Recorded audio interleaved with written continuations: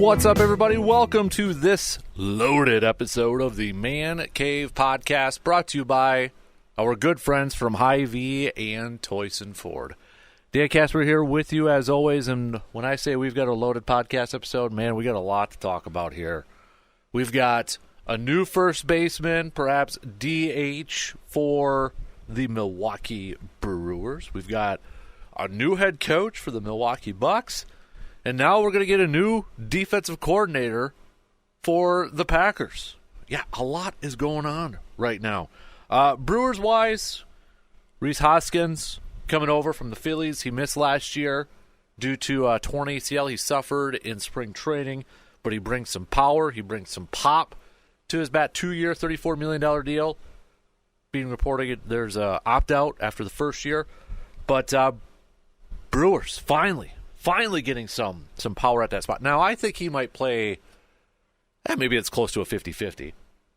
But I feel like he's going to play probably a lot more DH because his defense it's not great. It's not great defense. If you remember, Brewers general manager Matt Arnold said last year at the trade deadline that they prioritized defense and they didn't really want to sacrifice defense for a lot of offense unless he's had a complete change of heart because he saw how the offense performed at the end of last year. Maybe that changes it. Or you just kind of plug him in at DH, and then you don't have to worry about defense. But that also means that you probably have to find another first baseman defensively. So I like the move. I like that they're bringing some more offense in this thing. I think, honestly, I feel like if he has a good year, he probably will opt out and maybe get a bigger deal elsewhere. But nonetheless, I like it for this year. I'm going to talk to Brandon Berg about this in a couple days when we get him on the podcast. He's kind of our Brewer guy over there. But on the surface, I like this move, and I like the fact that, and he's had success at Miller Park. Miller Park, AmFam Field, 9 games, 5 home runs, batting over 300 over there too. So above average hitter, brings that pop, plug him in the middle of the lineup. I like the move a lot. We'll break it down a little bit more, kind of maybe the effects after this move. What else? How does that shape that lineup for the Brewers? We'll hit that up with Brandon coming up in a couple days when he joins us on the podcast. And here I thought we were going to spend a lot of time talking Bucks. There's been a lot going on here. I want to get to the Packers talk about defensive coordinator because I've got my top 6 defensive coordinator candidates for the Packers. Top 6, not top 5. I got top 6. So I'm going to get to that in a couple minutes, because we do have to talk some Milwaukee Bucks here for a second. The Milwaukee Bucks firing their head coach, their first-year head coach, Adrian Griffin, with a 30-13 record, firing him, and now hiring longtime former NBA coach Doc Rivers. By now, I'm sure you have seen, you've heard, you've read a lot of stuff surrounding this. Let's kind of do a quick recap here, okay? So, by all accounts, some reports out there, it sounds like the Bucks had reached out to Doc Rivers back in December, a month or so ago, to kind of be maybe a mentor to Adrian Griffin. So he was kind of, and got to know the team a little bit there. Then it sounds like last couple weeks, general manager John Horst, assistant general manager, started showing up at practice, which apparently raised the eyebrows to some of the coaches and players there. And, well, lo and behold, Bucks deciding to fire him.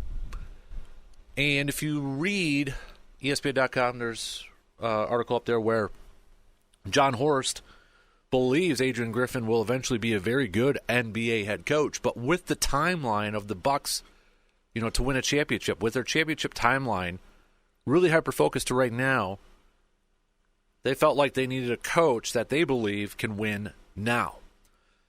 Now, there's also some other chit-chat out there that when they hired Adrian Griffin, or when they were thinking about it, they're at that time in the offseason, remember, they didn't know if they were going to have Brook Lopez back. Houston was courting him really hard.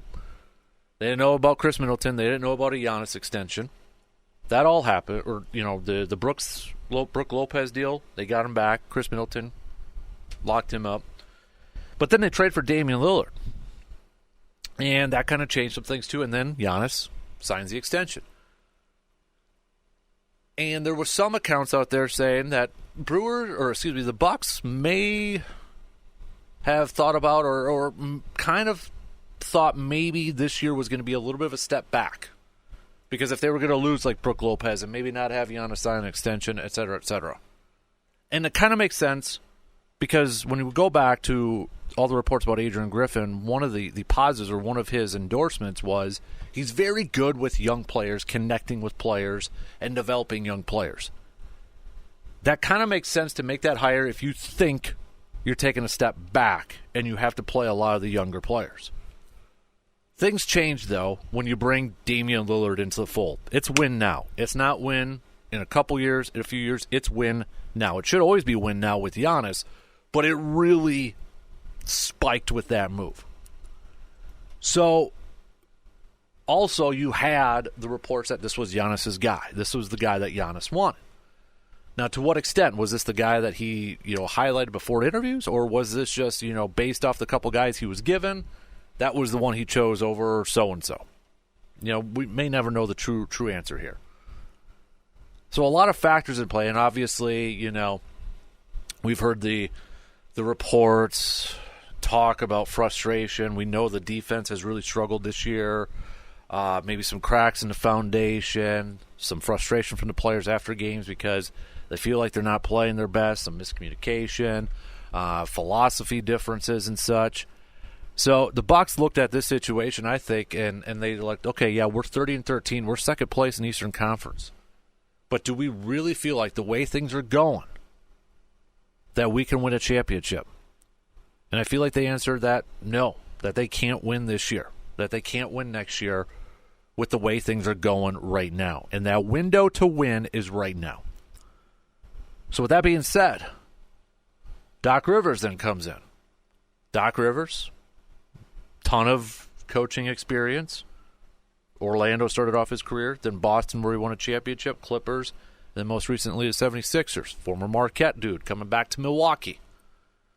I know there's fans that aren't excited about this hire. They're not too geeked up about it. Big reason being is because, he's coached a lot of talented teams, but only one championship to show for, a lot of shortcomings when it comes to the postseason. That's probably the biggest gripe that a lot of Bucks fans have with Doc Rivers. I'll counter that two ways. One, at this point in time, when we're at the end of January, halfway through the season, who else is out there? Realistically, who else would you bring into this situation right now? There's not, the pool is small. Jeff Van Gundy was a name mentioned out there. Nate McMillan. Nate McMillan doesn't move the needle for me. So, at that point, if you're making a, who else is out there? But what I think really sold Doc Rivers to the Bucks is his experience coaching multiple stars, multiple superstars on other teams. 76ers, Celtics, Clippers. Now, you can argue, where's the success from all those? And you'd be right. But I think at this point in time, they wanted a guy that would command the locker room from his players. Because I think, in my opinion, maybe Adrian Griffin didn't have... I don't want to make the Bucks players sound bad or mean or whatever. But I don't know if they fully trusted him. And I don't know if they had... or they gave him a lot of respect. New guy, first-year head coach coming in. You got a lot of guys who've won a championship, had a lot of success. They're like, what does he know that we don't? I think Doc Rivers changes that a little bit in the locker room, where those guys are going to be like, okay, guy's been around the block here for a little bit. He gets our respect. We'll see how it works out. I do think Doc is in a situation, I think it was Gilbert Arenas who said this, where he's in a no-win-win. Bucks win, he won't get credit because of the players. They lose, he'll get blamed for it. But it's an interesting move. I mean, the Bucks fully admit that they made the wrong decision with their coach hiring. Do they regret maybe not hiring Nick Nurse? I think they do. I think they regret not hiring Nick Nurse. I don't think they regret firing Mike Budenholzer, but I think they regret how they went into the coaching search and bringing in their new head coach. We'll see. I think this season. I'm not sold that Doc Rivers is going to be the guy next year. I think a lot's going to depend on this year, and then we'll see. We'll see after that. I'm willing to give it a chance, though. Why not? I think right now the Bucs are better than they were just a couple days ago. I think there's a little bit more optimism. And I know Bucs fans are not excited about Doc Rivers. I get that. I understand that. But would you rather have Doc Rivers or keep going with what was going with Adrian Griffin right now? I'd go Doc. Quick break, and then I'm going to give you my top 6 candidates to be the new Packers defensive coordinator. And I know all of you, every single one of you, are going to agree with me. Yeah, right. All right, quick break from our wonderful sponsors, and I'll tell you my top 6 after these few words. Winter is here in the Chippewa Valley, which means it's even more important to make sure you have a good vehicle to hit the winter roads of Wisconsin. Need that vehicle for this winter season? Look no further than Toyson Ford in Chippewa Falls. Whether it's a car, truck, or SUV from their new or used inventory, Toyson Ford has the vehicle you're looking for. Making sure you have a good, proper working vehicle is incredibly important this winter season, and Toyson Ford knows that. Just give them a visit today at 1000 Chippewa Crossing Boulevard and visit ToysonFord.com. It's that time of year where we may be stuck indoors for a bit, so you need to make sure your pantries, fridge, and freezers are fully stocked. How do you do that while also saving some money? Easy. Just shop at Hy-Vee in Eau Claire. Whether it's stocking the pantry with soups or dried goods, or loading up the deep freezer with pizzas and frozen foods, Hy-Vee has the best selection to help keep you stocked during the winter months. And with their Hy-Vee perks, you'll save money at the register and the gas pump. Stock up on your favorite grocery items and save money with Hy-Vee in Eau Claire. All right, so Packers fans, a lot of Packers fans may be rejoicing, happy with the decision that they are moving on from defensive coordinator Joe Barry. That becoming official today, Wednesday, January, what are we at, 24th? Yeah, 24th here. Interesting note, though, Adam Schefter from ESPN made a comment that he still may remain with the organization, but maybe in a different role. And he said that those conversations are ongoing. I think if that's true, if there's fire where there's smoke, I think a lot of that would have to depend on who the defensive coordinator is going to be. So we'll see. And does that kind of maybe relate to who they bring in, a younger guy or an experienced guy? I don't know. Interesting, though. Kind of awkward in terms of maybe for the next defensive coordinator to come in, but hey, who knows at this point in time? We'll see how that all works out. I'd still be kind of surprised if he does remain over there. Nonetheless, a lot of Packers fans throwing out names who they want to become the next general manager, defensive coordinator for the Green and Gold. Before I get to my top 6, I do think this is an attractive job for prospective defensive coordinators. You got a team that's going to have high expectations next year. You got a coach that's not a sitting duck for next year. You've got a team that's got a lot of young promise on the offensive side. Defensively, you've got players on this defense. You've got some guys to work with. If you are a defensive coordinator, some guys to work with that you should be excited about. Okay?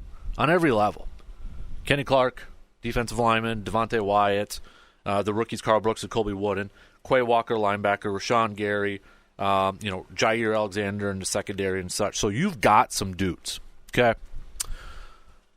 So I think it's an attractive job for prospective defensive coordinators when you add all that in there, and a team that's expected to compete for next year. So a lot of Packers fans have they've got their wish list, or they've got their top guy that they would love to have. I'll start with this. Bill Belichick ain't going to be it. Bill Belichick ain't coming, okay? It's not going to happen. So we'll get that one out of the way. I also don't think it'll be Mike Vrabel, Matt LaFleur's former boss, when LaFleur was the offensive coordinator for 1 year in Tennessee. I don't think it'll be that. So I originally was going to do top 5, but I ended up with 6. So shout out to Brandon for our top 5 plus. I guess you could kind of call it in honorable mention. And I don't have them in any particular order, like this is the guy I want number one and all that sort of stuff. But this is a combination who I think Green Bay should look at, who they are going to look at, and I could see being good hires for Green Bay. The other name I'm not going to have on here is Jimmy Leonhard. And it's not to say I don't want it. I just wonder if that ship has sailed. This past year, spent some time as an analyst with Illinois. He turned down the Packers job by all accounts a few years ago. Would he be interested now in potentially taking that? Considering, he didn't get the Wisconsin job and, had a year off, maybe recovering from hip surgery, possibly. But right now, I think that ship has kind of sailed. So, without further ado, let's jump into it. First defensive coordinator that I have on my list, and I'm pretty sure he's getting interviewed almost for every single defensive coordinator job out there that's open, is Wink Martindale. Don Wink Martindale was defensive coordinator for the Giants these past couple of years. Spent some time with the Ravens. Solid defensive coordinator. Matt LaFleur earlier this year, and last couple of years, Packers have lost to the Giants. But the last couple of years, they've lost to the Giants. But Matt LaFleur, leading up to his previous game this year with the Giants, had this to say about Wink. He said, Coach Martindale's a guy that I've experienced going up against quite a few times when he was in Baltimore. He kicked the crap out of us when I was in Tennessee and he was in Baltimore. That was a humbling day. He's a guy that he does a great job putting people in position, and he presents a lot of different challenges for an offense. I got a ton of respect for what he's capable of doing and what he's done over the course of his career. A lot of respect for Matt LaFleur. I feel like he's at least going to explore that possibility if a team doesn't already lock him up before they get a chance to talk to him. So that, and then to me, he's a little bit older. I know he's gotten some head coaching interviews over the past few years, but it feels like that's a guy that you're probably going to get for a few more years, and he's a defensive coordinator. Maybe not going to become a head coach one day. So, Wink, Don, Martindale, I think you at least have to explore that opportunity, especially when you hear Matt LaFleur's comments earlier in the season about him. Next on my list is a guy who interviewed for the job when it went to Joe Barry, and according to Albert Breer, he knocked it out of the park, was impressive. Chris Harris, former Bears defensive back, spent some time in Washington, was with the Tennessee Titans this year. Last year he interviewed for the 49ers defensive coordinator job. This year he's interviewed for the Bears defensive coordinator job. I would imagine if he did that well in that Green Bay interview a few years ago, Matt LaFleur maybe taking a look at this one too. Now, if you're wondering about schemes-wise, going back to Wink, Raven stuff, he's 3-4. Harris has worked under both 4-3 and 3-4. He's got a little bit of experience there. But if you're looking maybe for a first-time, up-and-coming, younger defensive coach, could be Chris Harris, becoming a first-time defensive coordinator under the Packers. Younger coach, but has experience coordinating a defense. Ejiro Evero, another guy who interviewed the same time as Chris Harris that went to Joe Barry, sounded like he was also a finalist for this job. Ejiro spent a little bit of time with the Rams when Matt LaFleur was there. Ejiro actually was a coach for a year, quality control coach for Mike McCarthy. But you look at the job he's done, defensive coordinator for the Broncos for 1 year under Nathaniel Hackett. This past year with Carolina, really put into some tough situations. I mean, last year he's with Denver, head coach gets fired in his first year. He's at Carolina this year, head coach gets fired with their first year over there. The only thing is he's been getting a ton of head coaching interviews. You have to imagine he's going to be a future head coach at some point. Will he be around for the long term? Does that even matter right now? But I got to imagine if he's available, Matt LaFleur is going to pick up the phone, shoot him a text, or give him a call and say, hey, let's talk again. Let's talk again. So don't be surprised to see that name if he doesn't get a head coaching job, and he's already kind of getting second interviews right now. Next, Anthony Weaver. Now, he's getting some talk about, head coaching interviews and such, but he is the assistant head coach for the Ravens, defensive line coach, also was defensive coordinator for the Texans back in the day, Coach J.J. Watt. Mina Kimes made a fantastic point about the Ravens' defense. Mike McDonald over there, who's a defense coordinator, he's getting a ton of head coaching interviews too, and how successful they have been at stopping a Shanahan-style offense, which is what the Packers run. And that's kind of been the wave of offense in the NFL.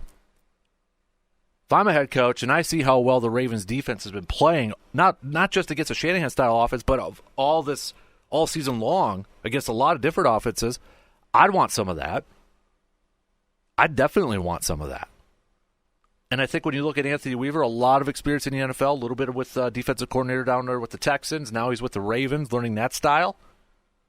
If he's willing, I know he's getting head coaching interviews, and he's an assistant head coach, defensive line, but if he's willing to become a defensive coordinator and start calling plays, make that call.